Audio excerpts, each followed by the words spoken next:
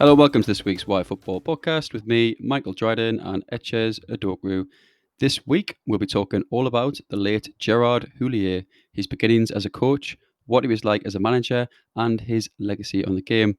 Before we start, please follow us on Twitter at Wyfutbol_ for our latest content. Please also follow and subscribe with us on Apple Podcasts, Spotify, Acast, and YouTube for immediate access to future episodes. Please also check out our new website, yfootball.co.uk, for short form articles and all our podcast content. So, Etches, how are you today? How was Bognor Regis as well? Yeah, Bodden Ridge was good. Just to highlight as well, on that website, you've got two fantastic pictures of Dryden and myself. If you'd like either of those signs, just contact us using the contact page on the website or come into our Twitter. You got enough time. There's a couple of days till Christmas as well, depending on when you're listening. So let us know, and I'll be sure to do that for you. Yeah, the first 10 will be free, and then after that, it'll be, I think, probably $49.99. That's a decent price. How was Bognor? Quiet. Quiet. In one word, yeah. Like it's nice. It's like by the seaside and stuff, so that's good. But like where we were staying was nice. It was good to be away from the city, but it was very quiet. Some nice pubs. Oh, nice. Watched the Manchester derby there, which was very dull. Watched the AJ fight, which was pretty good. But yeah, not much to report. Very windy. Very, very windy. Hello, John. How you doing? Nothing's going on. Little to report as usual. I spent some time actually in the summer down in Hastings on the south coast as well. That was quite nice. A bit different to be in London. I've been up in the northeast for a lot of the second lockdown and tier 3, but I spent a lot of the first lockdown in London. It is nice to get away, which is good. Looking forward to some Christmas football, I suppose. New Year football as well. The calendar is looking pretty good. Liverpool look like they might be top at Christmas. Actually, when this episode goes out, it will already be decided. But they look like they'll be top and could go on to get their second title in 2 years.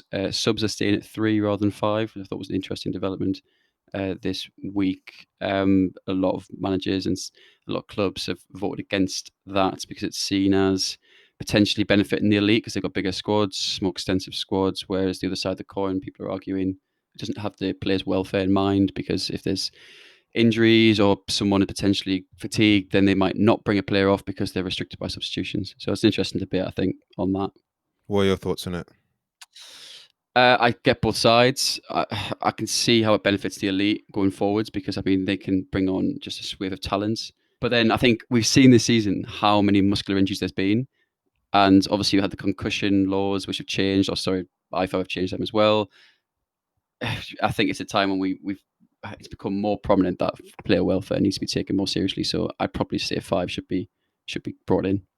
I agree with you on that one. And also to point out, 9 subs are allowed on the bench as of today. Yeah, so they're allowed 9 subs, but they can only make 3. So Right. it's still the same point, right? Yeah, it's still the same point, right? Where their options are still extended compared to smaller clubs. So I think slowly but surely, eventually they'll keep on pushing for it, and I think we'll see it in the near future. Maybe next year, I think would be more accurate. Yeah, absolutely. So kicking things off at Chairs, on to Gerard Houllier. Why this topic? Well, unfortunately, Gerard Houllier is no longer with us. For some people in the game, his impact was massive. And I kind of, when I think about Gerard Houllier, I think about his time at Liverpool, and, he made some success there, the alternate treble, as well, I like to call it, what he achieved there. And I didn't really know a great deal about his time before Liverpool, his beginnings as a coach. And after it, I remember briefly he was at Villa, but, he was involved in the game right until his passing. So I kind of wanted to do kind of a tribute and looking back at his career, because, it seems from what people say about him, he wasn't just only a great manager, but a great person as well. Yeah, absolutely. I've listened to so many tributes to Houllier, and every single one is so consistent of, how he was as a person, how meticulous he was, but then also how warm he was as a person. I mean, even Darren Bent, I heard an interview by him on TalkSport where he talked about his move from Sunderland to Villa. A touchy subject for my good self, but he didn't have the best of times there, but still spoke so highly of Houllier, who signed him. And so I just found that quite interesting. Danny Murphy was another one. So it's a real sad time, and I think, as you say, loads of people won't be aware of his time prior to Liverpool. So it's good to explore that. So, Etches, how did Gerard Houllier start his career? So Gerard was born in a place called Thorouin in France. As an actual footballer, Houllier was never really going to threaten the pro ranks, but played at amateur level, much like myself at the famous Pearly Panthers. Oh, Uh, yes, lovely. yep, exactly. He completed a part-time degree in English from the University of Lille, where actually he spent a year abroad in Merseyside. So it looks like that was fate. Mm. He's going to end up there. His first entry into coaching was at a place called Les Toquettes, where he was a player manager, followed by a role at fifth division side Mines. There was kind of like the light bulb moment for Gerard, where he found his early success, achieving multiple promotions despite having limited resources and getting them into Division Two. Kind of similar to like Graham Taylor at Watford, that like meteoric rise over a Yeah, really yeah, short yeah. period of time. After Nulemin, he was picked up by Lens in 1982. He steered them to fourth place in his first season, helping them qualify for the UEFA Cup. But he made such a big impact there that PSG appointed him as their manager. All right, it's fifth division to PSG in what was it, around 12 years? I mean, Yep. PSG were quite young at that time, weren't they, as a club, but Mm. still a lot of investment behind them, and obviously a Parisian club with a lot to then come. Yeah, so yeah, PSG weren't the force that we know them today, but they were still, a big club. And he actually took them to their first ever league title in 85-86, and his reputation grew even more. After that, he became the technical director at France, as well as assistant to national team coach Michel Platini. After 4 years in those roles, he actually succeeded Platini as manager in 92. Kind of that was his first kind of negative in football because his time as the France boss wasn't particularly successful as the Mm. team failed to qualify for the 1994 World Cup, and no Yes. one likes not coming, achieving World Cup status. Did that World Cup actually happen? I've got no idea about that World Cup. Obviously, I do know it happened, but I just have no clue about that World Cup. I mean, I know obviously, depending on your age, it'll resonate more, but like I know quite a bit about say the 1990 World Cup. I know quite a lot about say 86 World Cup, but I don't know anything about 94. It just seems like it didn't happen. Yeah, I think Italia 90 will ring more to us because of England's Yeah, true. And 86, to be fair. 86. Yeah, I think 94 was won by Brazil. Yeah, it was. Yeah, it Yeah, was in so USA. but I'm the same as well. I know a bit more because Nigeria actually played quite well in that World Cup. Mm, Um, that kit. yeah, yeah, 94 and 98 were pretty good World Cups for Nigeria. So those two I remember a bit more. Well, I've looked into a bit more. But kind of go back onto Gerard Houllier. He remained as technical director for the France national team until 1998, where his role during that time included managing various youth setups, mainly the under 18s and the under 20s. But that role was really, really key, right? Because it was seen as really helpful in developing what was said to be France's golden generation, which included Henri and David Mm. Trezeguet. He also helped oversee some of the best talents at Clairefontaine, which I'm going to mention again as a podcast I'd love to do. So players like Nicolas Anelka, he helped nurture and develop into the player that he was, and we know how good those three players were. Mm. He was actually also assistant to M. Jacquet, who was a French manager who actually won the 98 tournament for France. Thierry Henry himself said that Houllier, as a character, he was devastated to hear the news about the passing of Gerard Houllier. He said that he was more than just a coach, he was a mentor too. Mm. He gave me the armband for the under 17s, 18s, and 19 teams, and we won the European Championship on the way to the under 20 World Cup together. He added, "What a man and what a coach. It's a sad day for French football." I kind of feel like that ties into the whole narrative of his development of youth, which we're beginning to see, and his development of players is really key. And we're also seeing how much he resonates with people, not just on the pitch, but off it as well. Yeah, like I said, Danny Murphy said similar things on Talksport. I heard an interview with him, and on also Match of the Day. He said that Gerard would call him up when he was playing for Fulham. You know, Danny claims that Gerard helped build the foundations for the current success, which surprised me a bit because that was at a time when Liverpool's club structure was a lot different. I don't think Fenway Sports Group was there at that time. I could be wrong. And also their structure now with the likes of, I think Martin Edwards at sporting director level, for example, there's a lot. It's a very different structure. So I was surprised to hear that he felt the foundations had been built by Gerard in the way that perhaps he had. But we'll go on to discuss that.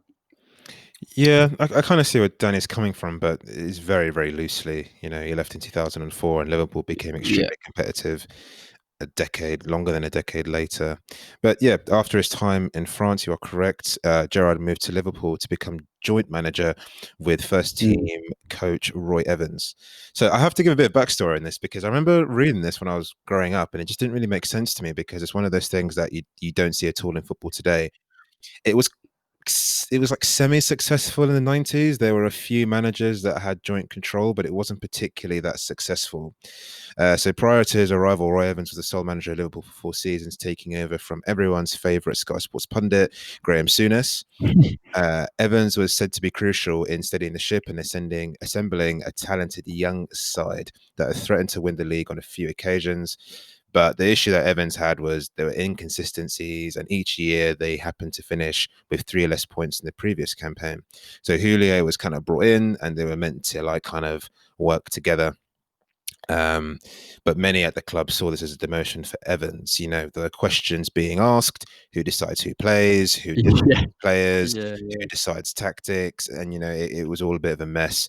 And unfortunately, Evans left after a few months, saying he was being undermined by Houllier, and then Houllier took over, and that is when the revolution truly kicked off. So that summer, Paul Ince, David James, Jason McAteer, Rob Jones, Tony Warner, Steve Harkness were all sold, while Steve McManaman left on a free transfer. 8 new players joined: Sami Hyypiä, Dietmar Hamann, Stefan Honcho, Vladimir Schmitzer, Sander Westergaard, Titi Camara, Erich Meyer, and Jimmy Traore.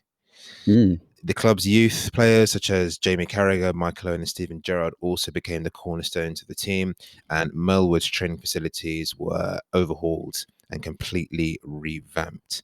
That rebuilding job didn't just stop there, it continued in 2000, so you could see this huge influx of specifically European talent coming in with the signings of Marcus Babbel, Nicky Barmby, Peggy Arheads, Georgie Vinal, Emil Heskey, Gary McAllister, Igor Bishka, and Christian Ziege, as well as departures including David Thompson, Phil Babb, Dominic Matteo, Steve Taunton, Brad Fiedel, and Sting Ing Brondby.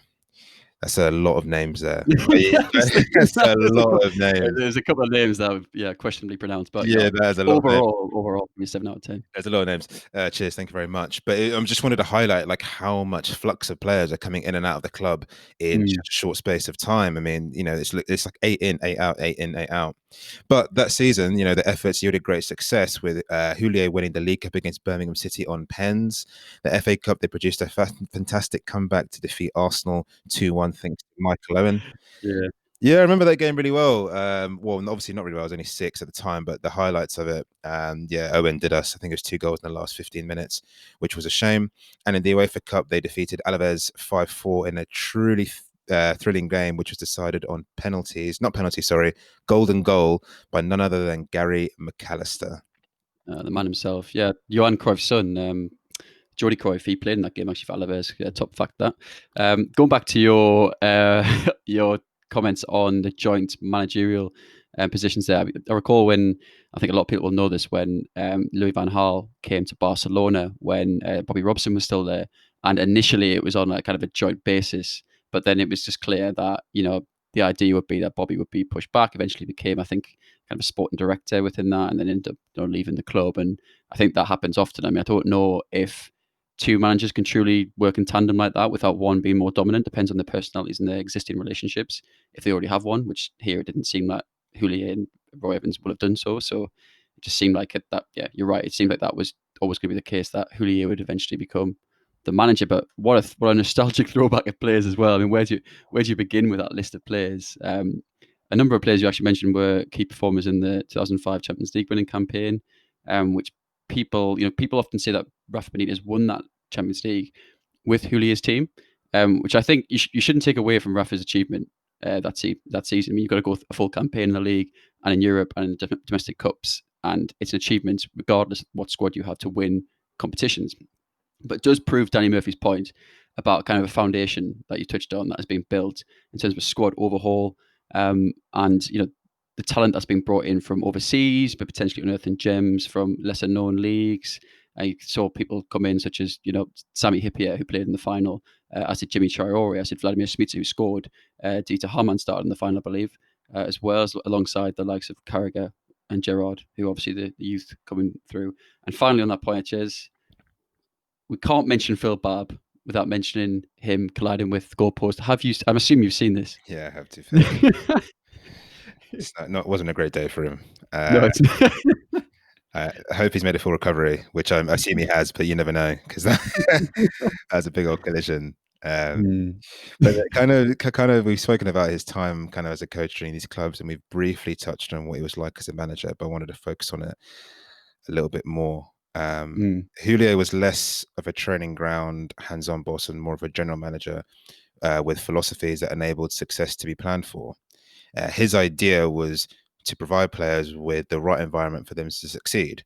He was a disciplinarian, but wasn't, all about shouting the hysterics like someone like a Mourinho or maybe Mm. a Graham Souness type of figure. He was seen as a tough manager who wanted to bring a continental style to the Premier League, mirror his compatriot Arsene Wenger. Continental style, right, is something which is like, when I think of continental style, I think of continental breakfasts. And A pint of Heineken, that sort of thing. and it's often banded around, but kind of to dig a bit deeper than that, I think during that time in English football, he was undergoing a lot of reconstruction and foreign coaches, and I think the continental style is what a lot of European coaches are bringing in. Was diet became extremely important. Yeah, There were new training methods, not just in terms of how they're using the ball, but how they were off it. And in terms of recovery, a lot of these coaches focused a lot on, if you get injured, let's have surgery, but let's also look at preventative methods. So they speak at length about how Houllier did a lot of work with Steven Gerrard, who in his youth had injury problems. And a lot of it was trying to find the causation for a lot of his early problems. That was kind of the European approach, less of the yeah, toughness, let's stay rigid and compact, to open up to new ideas and have more of a European type of style. Houlier's methods were not about passing his genius or experience in high pressure situations, but he just wanted to have certain, environments that he feels that players could actually thrive in. Um, mm. he used his keen eye for detail to work on player weaknesses. Michael Owen is a very good example. He worked in his weak foot a lot, and he believed that would give him the best chance to succeed. Houllier was apparently obsessed with the small details of running a club. Gary McAllister explained that at Liverpool, I sometimes wondered why Gerard was so pernickety. But over time, I realized that taking care of so many small things in training and preparation carries through into games. Mm. Houllier himself was actually a very resilient character. He suffered from an aortic dissection during a game against Leeds, during halftime actually, and Phil Thompson had to take over first team duties as he was rushed to hospital. That obviously affected Houllier greatly because it's a very, very serious thing to have happened. And he ultimately recovered, which was great. And Danny Murphy actually shared some insight into the type of character that he was, and how much of a brilliant person he was, Yeah, saying that Houllier called him during times when he wasn't playing well, when he scored the winner versus Man U, even though that he could tell he was extremely weak and still recovering down the phone, yeah, which gives real insight to how much he actually cared about some of his players and how he wanted them. He didn't just see them as the asset, he saw them as the person as well. Ultimately, for Houllier, he left Liverpool in 2004 due to issues over tactics and disappointing signings, but he definitely left a lasting impression on Merseyside. yeah, absolutely. I mean, you touched on there the foreign influence of kind of diet and preparation and rehabilitation. So I think that often gets overlooked a bit. I think everyone's kind of aware of the end of the 90s or mid 90s, start 2000s, this influx of foreign talent managers and then eventually owners with the likes of Abramovich and co. And in terms of number 10s, you had like Bergkamp, Overmars, Zola come in, Di Canio, Cantona came in. I think there became this demand for kind of more technical, kind of continental, as you say, kind of players that play differently to perhaps what we'd seen before. And it's important not to overlook some of the kind of softer details of those influences, as you mentioned. And Houllier seemingly was a champion of those as well. So moving on, Etches. So after Liverpool, what's he doing in the latter part of his career? Yeah, so he returned to France with Lyon, and back then, if you cast your minds back, Lyon were steamrolling Ligue 1 every year, with the likes of Karim Benzema coming through, and amongst other players as well. Yeah, he continued the dominance of Ligue 1. However, the aim was for him to dominate Europe or to be successful in Europe, and Lyon failed to do so, getting knocked out of the Champions League by AC Milan and Roma in his 2 seasons. He fell out with the notoriously outspoken Jean-Michel Aulas and left the club. His later career saw him return to the international setup as an advisor role. Houllier was then reappointed to technical director for the French national team in 2007. During 2008, Euro 2008, France performed poorly. He advised the French Football Federation to keep faith with Raymond Domenech, but unfortunately, France, crashed and burned in the 2010 World Cup. And everyone was kind of to blame for that, including Domenech and Houllier himself. After that role, he went to Villa, where he led them to ninth in his only full season in charge before ill health returned and he had to step down as manager. And this is the most interesting part of his career, because initially I thought that was the end of Houllier, but actually Yeah. he did quite a lot of football afterwards. Yeah, likewise. Yeah, he then moved on to the Red Bull's international portfolio of clubs as sporting director, where he oversaw, Red Bull Salzburg, the New York Red Bulls, and Red Bull Brazil. You got the feeder club as well, FC Liefering, involved as well, and he kind of oversaw that whole process. Yeah. Jesse Marsch, actually, the head coach of Red Bull Salzburg, spoke glowingly of Houllier, saying that Gerard is one of the best people I've ever known. He was a dear friend and incredible supporter of mine, especially in the toughest moments. I'll miss you dearly, mon ami. A truly special person. And actually, the interview that went with that, you could tell Jesse Marsch was specifically shaken up by the news. Is actually very emotional, as you could see how much he really meant to him. And it wasn't really just Jesse Marsch as well. From Steven Gerrard, I remember watching his interview on Sky Sports News, and Danny Murphy and Jamie Carragher. You could tell that these guys are really impacted by the news, of his passing, which really showed how much he cared for these players and managers, and it was so much more than looking at them as the assets, and much more about how they are as actual people and human beings. Yeah, it's only when these people die that you realize, or you find out these stories and these connections. People in the game come out and talk about. I mean, Jesse Marsch. I mean, had I known, which I didn't, that he was involved in the Red Bull portfolio, then that makes more sense. But until his death, you learn so much more about them. And I saw this snippet of Jesse Marsch, and I actually had to turn it off. I couldn't watch it because he was really upset. I couldn't watch it all the way through. Maybe that says more about me than anyone else. But I had no idea of his involvement in Red Bull. But it's no surprise, given what we've talked about today, to see them flourishing, having benefited from some influence from him. Yeah, and kind of to round things off, I kind of wanted to look at Gerard Houlier's overall legacy.